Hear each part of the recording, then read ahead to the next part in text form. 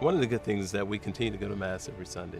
But in this particular summer, we had a visiting pastor come in. And as we began to meet with him in between the two Masses, we found out that he was a tribunal vicar for the diocese.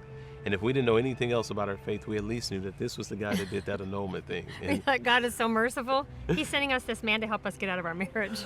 but as we got there, we proceeded to build our case as to why we felt we can no longer stay married. Julie's done this, Greg's done this, the whole infidelity, the backbiting, all these different things.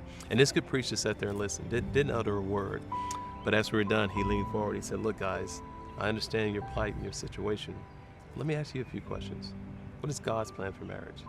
What does our church teach about the sacrament of marriage?" Julie and I looked at each other dumbfounded. We don't know, Father. What does this have to do with us? We were simply hoping that you could show us how to get out of this.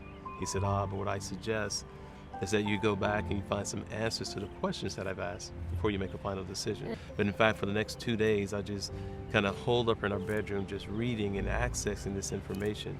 But all of a sudden, this whole new world began to open up. In fact, the second evening, I called Julie into the room to share with her some of the things that I was finding. And after about 30 minutes of overviewing with her the things I was finding, she was just as much in awe as I was. When we started to understand, when he's taught me about my Catholic faith and about God, my heart was set on fire for God, for the church, and for him as my husband. And that's when everything began to change for both of us.